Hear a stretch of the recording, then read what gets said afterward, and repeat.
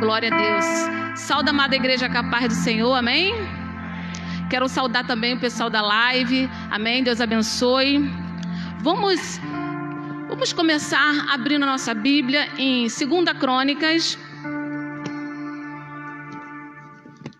2 Crônicas, capítulo 29. 2 Crônicas, capítulo 29.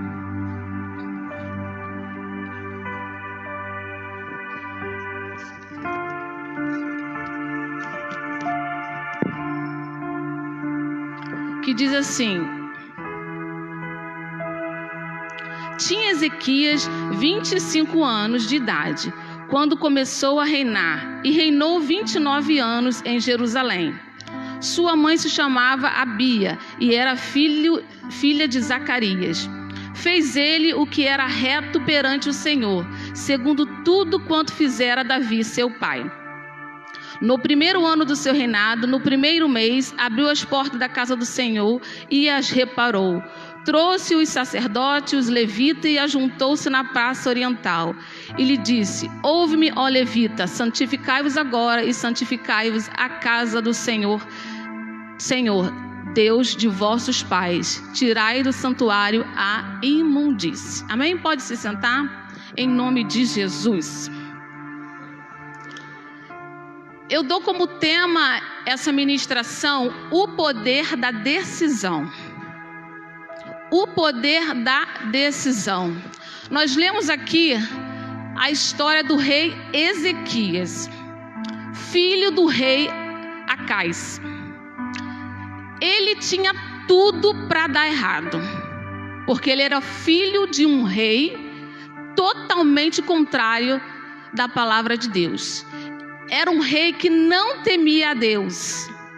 Era um rei que era idólatra. Era um rei que fazia imagens, esculturas, adorava ídolos. Era um rei que entristecia o coração de Deus. Era um rei que fazia sacrifício humano. Então, ele tinha tudo para dar errado. O reinado dele tinha tudo para dar errado. Mas nós lemos aqui que ele era reto e temente a Deus. Ele fez o que era reto perante ao Senhor. O pai dele fez tudo o contrário. Ele fazia aquilo que não era reto perante ao Senhor. E as consequências se seguiam, né? O reinado do rei Acais era um reinado fracassado. Era um reino falido. E o rei Ezequias pegou um reinado falido, fracassado, mas ele deu a volta por cima. Porque ele decidiu fazer diferente. Ele decidiu colocar o reinado dele nas mãos do Senhor. E muitas vezes nós culpamos a nossa família, culpamos o nosso passado, culpamos os nossos pais por a gente ser da forma que somos por causa dos nossos pais. Ou a gente não tem uma profissão, ou porque a gente vive uma família assim diferente. A gente culpa muitas vezes a nossa geração. E a geração do rei Ezequias era uma geração ruim. Ele era para ser mais um fracassado. Ele era para ser mais um idólatra, mas ele fez a diferença. Então, se você está aqui nesta noite, você está aí em casa ouvindo essa ministração, Deus quer te chamar a atenção hoje. Não é porque não deu certo para a sua família, é que não vai dar certo para você. Vai dar certo sim. É só você colocar diante de Deus a sua família. E fazer aquilo que é reto aos olhos do Senhor.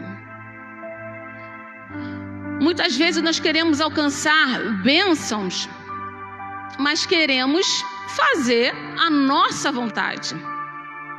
Só que para dar certo o reinado de Ezequiel, ele fez aquilo que estava perante ao Senhor, aquilo que era reto perante ao Senhor. E ele seguia os conselhos de um profeta Isaías. Quem você está seguindo? Quais os conselhos que você está seguindo? Você está seguindo conselhos de amigos, de familiares que dá conselhos diferentes daquilo que você acredita, daquilo que você crê diante de Deus? Quais são os conselhos que você está seguindo? Ele poderia muito bem ter ouvido os conselhos dos seus familiares, dos seus pais, do seu pai, rei Acais, mas ele decidiu não seguir os conselhos, não ser igual. E nós vemos na história do povo de Israel que toda vez que ele se desviava da presença de Deus, consequências aconteciam sobre a vida de Israel, sobre o povo de Israel. E quando você vai ler as histórias, você vê nitidamente que quando o povo ou o rei, no caso o rei, obedecia, era reto diante dos olhos de Deus, o povo era abençoado. Aí o segredo para sua família ser abençoada: você, como rei, como rainha, você precisa obedecer à voz de Deus. Você precisa decidir. Você tem o poder nas suas mãos de decisão, porque você é o sacerdote do seu lar. Então você tem um poder de decisão. Fazer aquilo que é reto aos olhos do Senhor ou não fazer.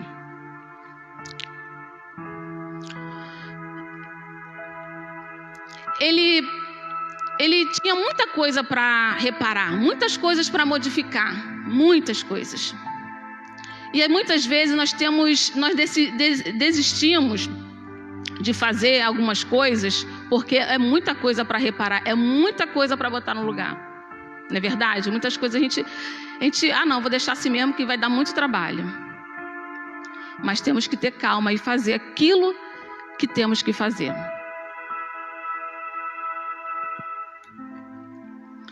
A primeira coisa que ele fez foi abrir a porta do templo e reparar. Abrir a porta da casa do Senhor. O que você tem aberto? Você tem aberto a sua casa para as coisas do Senhor? Ou você deixa entrar coisas que não edificam o seu lar? Porque se você deixar as coisas que não edificam o seu lar, ou seja, pelo rádio, pela televisão, pela internet, vai deixar brecha para o inimigo atuar na sua vida e na sua família. Então, primeira coisa, você tem que abrir a sua casa para o Senhor, para ser a casa do Senhor. A sua casa tem que ser a casa do Senhor. E você tem que reparar as brechas, ou seja, as brechinhas, aquilo que está entrando de fora, aquilo que vai te fazer mal à sua família, seja pela televisão, pelas redes sociais. Nós, pais, nós, sacerdotes, do nosso lado, da nossa família, nós temos que reparar a brecha. Ver o que nossos filhos estão assistindo, o que eles estão falando, com quem ele anda conversando. Isso é reparar a brecha. O rei Ezequias começou a reparar as brechas. E você? Ele trouxe de volta também os sacerdotes e os levitas. Você é o sacerdote. Quem é o sacerdote da tua casa? É o seu esposo? Mas eu não tenho esposo. Então é você. A mulher. É você que está aqui representando a sua família. Você é o sacerdote. Você deixa músicas mundanas entrar na sua casa? Ou você, como um levita da casa do Senhor, como um levita, você deixa as influências mundanas entrar na sua casa, as músicas mundanas, ou você, como levita, você se posiciona, porque você tem poder, você tem autoridade, você é um rei, você é a rainha da tua casa. Então você pode permitir ou não algo ruim entrar na sua casa. Músicas mundanas, que às vezes a gente fala assim, não tem nada a ver. Não é verdade? Músicas, às vezes, com uma letra boa. Uma letra boa, não tem uma letra ruim. E você diz, não tem nada a ver. Mas é uma brechinha que você vai deixar entrar. Que agora está entrando uma música popular brasileira, mas depois pode entrar um funk, um batidão, sei lá o quê. Algo que não vai edificar a sua casa, a sua família. Pelo contrário, vai deixar brecha para o inimigo atacar a sua família. E outra coisa que ele fez, ele santificou. Ele disse assim, ó: ouve-me, ó levita, santificai-vos agora e santificai a casa do Senhor, Deus de vosso Pai, e tirai do santuário a imundícia. Muitas vezes nós olhamos, observamos e vemos que temos algo imundo na nossa casa e deixamos acontecer. De repente você tem um marido que não é evangélico, ou uma esposa que não é evangélica, mas você tem que se posicionar que gosta ou não gosta daquela situação. Agora, se você ficar calado, é sinal que você gosta, que você está aceitando. Você não pode brigar, eu não gosto desse tipo de coisa. Você tem que se posicionar. Você tem o poder da decisão nas suas mãos.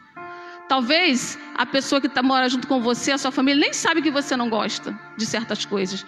Mas como você permite, ela acha até que você gosta, que você concorda. Então nós temos que ser exemplo em casa.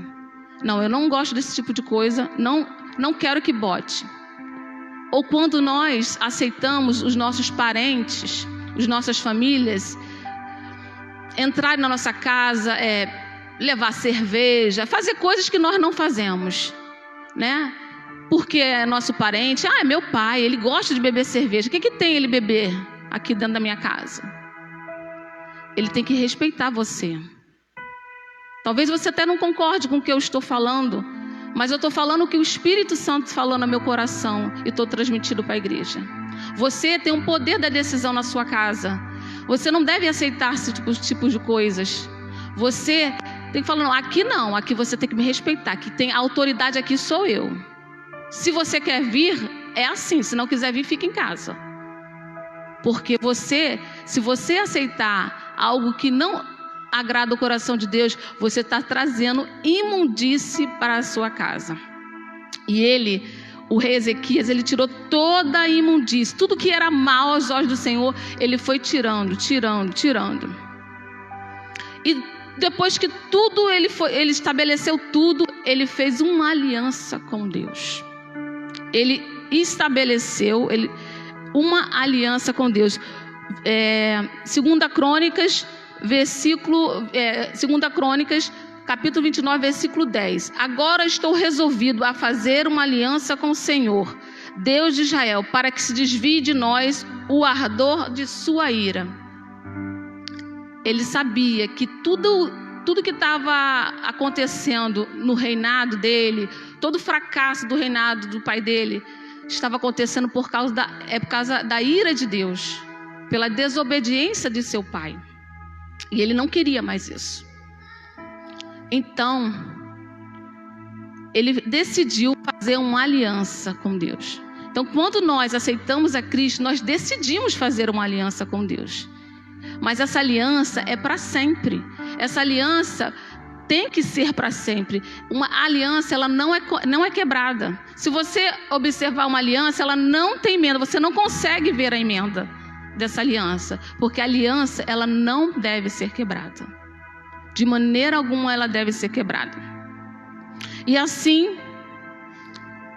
Ezequias mudou toda a história da sua vida e de todo o povo de Israel. E as bênçãos foram sendo alcançadas pelo povo de Israel por causa de uma obediência. Por causa que ele começou a andar nos caminhos do Senhor. Ele começou a ser reto diante dos olhos de Deus. E muitas vezes nós ficamos nos perguntando por que as coisas não acontecem na nossa vida. Porque você ainda tem algumas coisas para reparar na sua vida. Você fez uma aliança com Deus, mas ainda tem coisas para fazer. Tem coisas que você tem que tirar da sua casa. Tem coisas que tem posicionamentos que você tem que fazer e você não faz. Então, por isso que as bênçãos ainda não te alcançaram na totalidade. Amém? E o que aconteceu? Ele desvinculou, né, todas as alianças com outros reinos, né? Ele desvinculou tudo isso. E aí, um certo rei, o rei Senaqueribe, não gostou dessa situação. Então, o que acontece? Quando nós nos aliançamos com o nosso Deus, os nossos inimigos vai começar a se levantar contra nossas vidas. Porque ele gostava do jeito que você estava. Porque aí você estava achando que estava bem. Mas ele estava agindo na sua vida e na sua família, pelas beiradinhas, pelas brechas.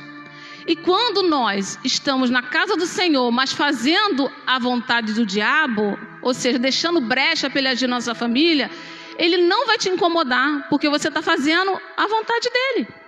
Ele não vai te incomodar, nada de ruim vai acontecer. Agora, quando você começa a reparar, começa a fechar as brechas, aí ele fica furioso. Ele fala, não, pô, ela me dava lugar ouvindo a música, ela me dava lugar botando roupa curta, andando igual ao mundo, ele me dava lugar xingando palavrão, ele me dava lugar vendo pornografia, à noite, madrugada, ninguém via. Ele me dava lugar. Mas quando você resolve fazer o que é reto diante de Deus, o inimigo fica furioso. E as lutas começam, as dificuldades começam a aumentar na nossa vida, porque o diabo ele fica furioso. E esse rei ficou furioso. Vamos ler o versículo 32. O capítulo 2 Crônica, capítulo 32. Versículo 2.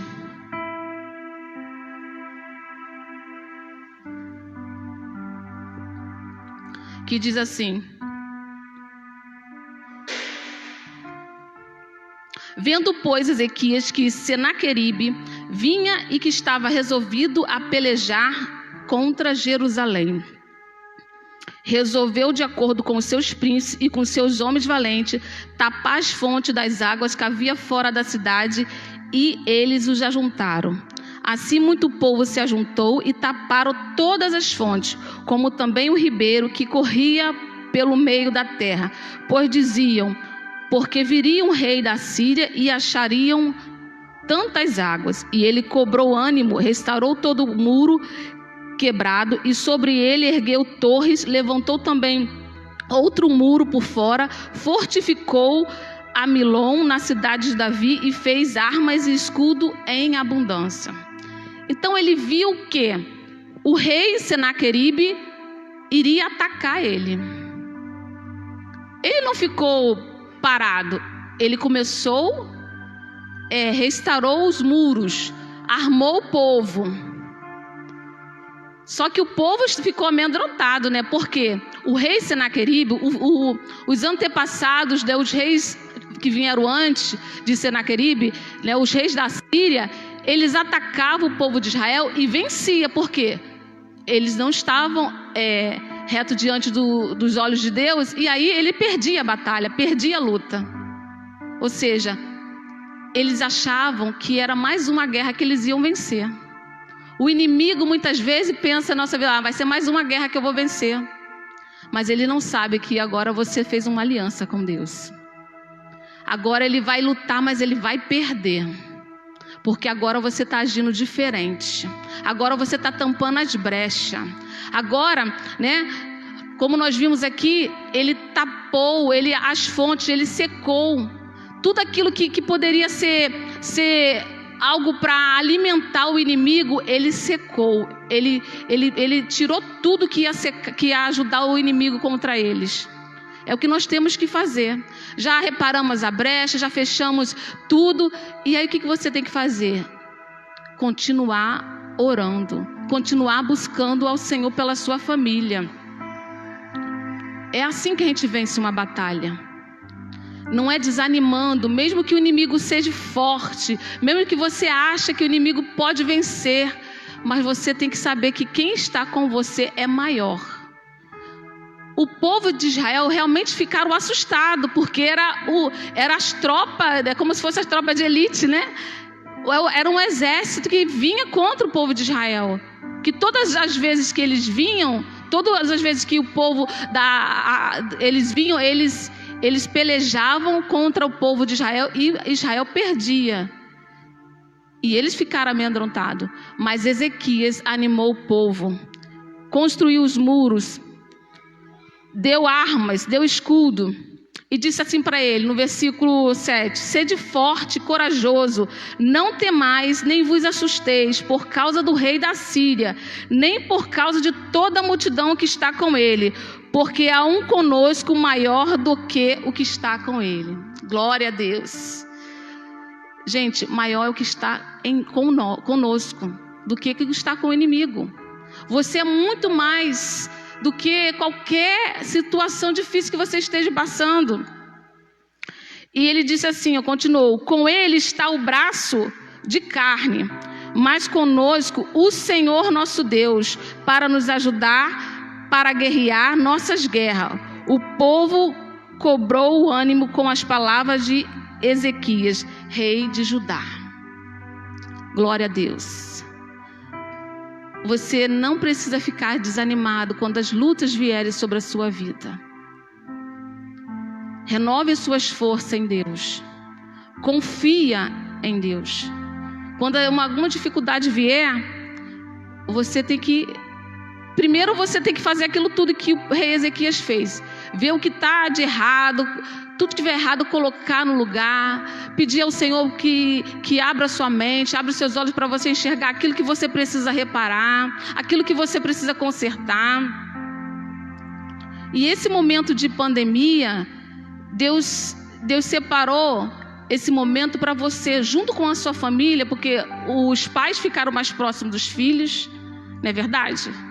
Os pais ficaram mais próximos dos filhos, as esposas mais próximas dos maridos. Então teve tempo, né, de maior para observação daquilo que estava errado, daquilo que estava certo para continuar. Deus ele fez esse momento para que possamos reparar as brechas, consertar aquilo que estava errado, colocar no lugar aquilo que estava fora do lugar. Deus deu esse momento para nós. E às vezes no momento de correria, trabalho, estudo, aquela correria, você não tem aquele tempo o suficiente para você observar a situação da sua família, reparar as brechas. E Deus deu esse tempo para você observar melhor como está a sua família, o que precisa ser mudado, o que precisa ser restaurado. Deus deu esse tempo para nós, para mim, para você. E quantas coisas você já mudou? Quantas coisas você já modificou? E até o final dessa pandemia, muitas coisas ainda você vai modificar em nome de Jesus. Porque Deus vai te dar clareza em nome de Jesus. E aí nós vimos que o rei Ezequias, em nenhum momento, ele desanimou. Pelo contrário, ele animou o povo. Vamos lá, meu povo. Vamos lá, Deus vai dar vitória. Maior que está em nós do que está com eles. Gente, aí a história é linda. No versículo 20 do capítulo 32 diz assim: porém o rei Ezequias e Isaías, o profeta, filho de Amós, oraram por causa disto e clamaram aos céus. Salmo 121. Eleva meus olhos para o monte, de onde me virá o socorro? O meu socorro vem do Senhor que fez os céus e a terra. Ele já tinha feito tudo o que ele podia fazer. Ele já tinha reparado, ele já tinha santificado, ele já tinha tapado as fontes, secado as fontes, ele já tinha feito de tudo. Ele já tinha armado o povo.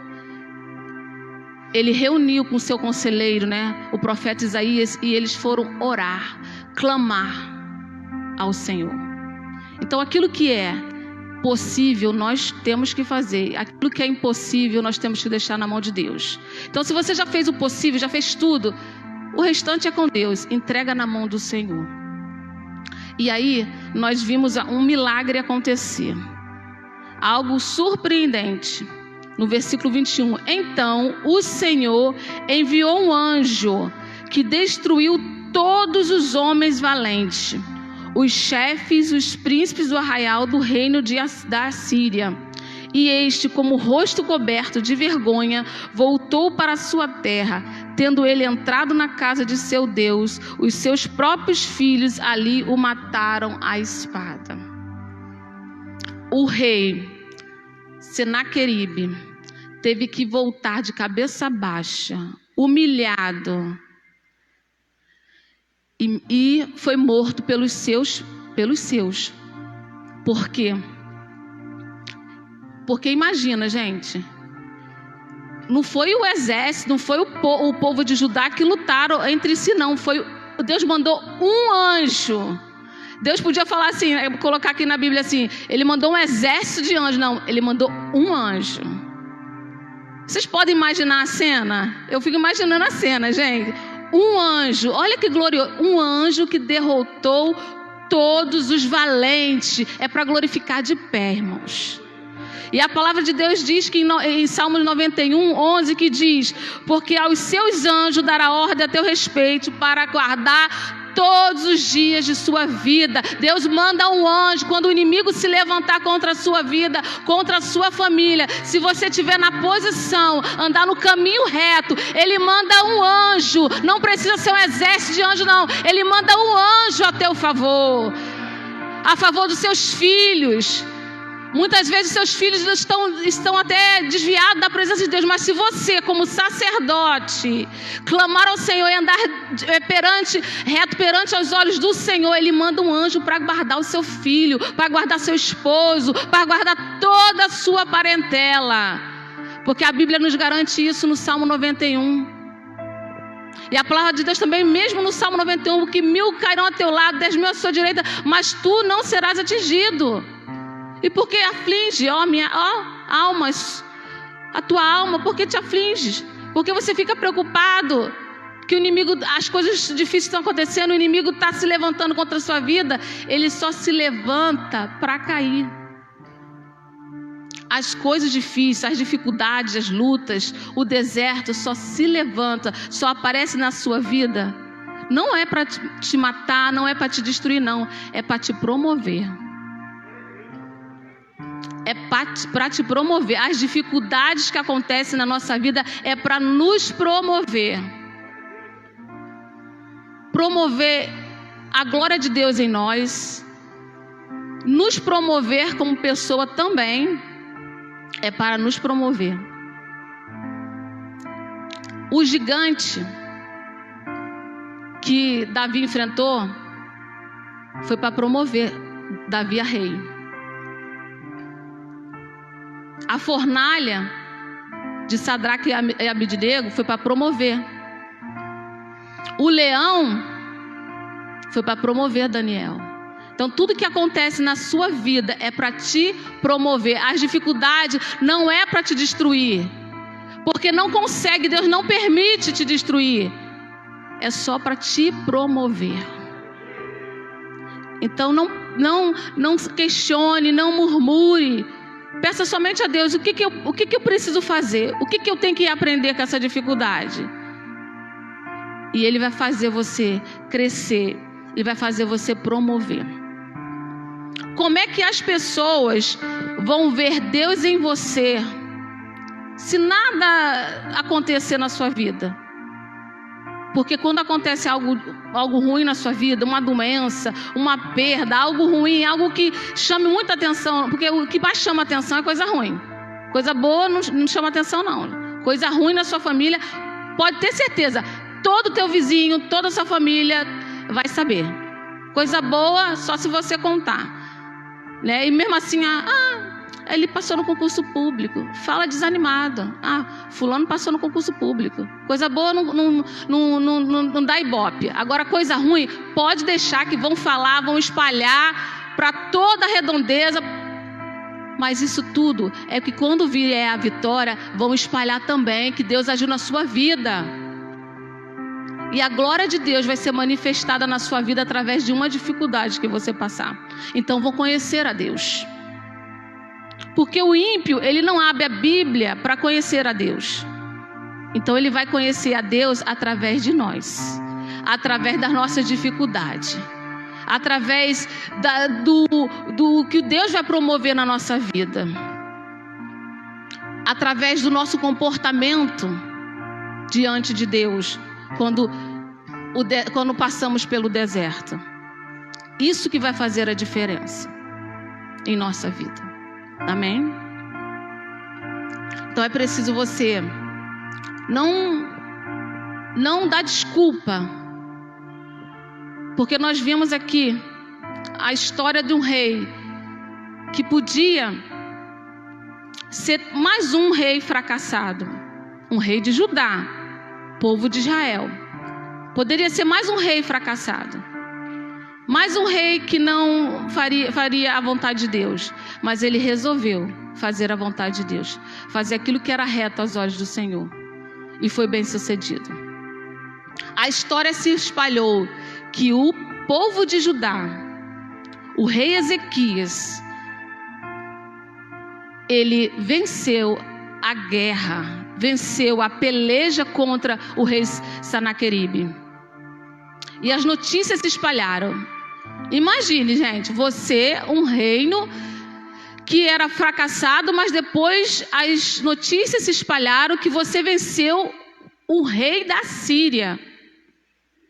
E se você ler em outros capítulos, vão dizer que vários reinos foram lá em Judá e foram trazer presentes, ouros. Ou seja, aquele reino que era falido começou a crescer. Deus começou a honrar. E é assim que Ele vai fazer com a sua vida. Ele vai te honrar também perante os homens, perante as pessoas, porque você foi temente ao Senhor. Porque como nós lemos, o anjo do Senhor, ele pelejou contra todos os valentes. Os covardes fugiram para dar a notícia que era o anjo que estava guerreando aquela batalha. Então vão anunciar, foi Deus que livrou essa família, foi Deus que transformou o meu filho, foi Deus que libertou minha esposa, foi Deus. Vão dar notícia que foi Deus, e o nome de Deus vai ser glorificado na sua vida.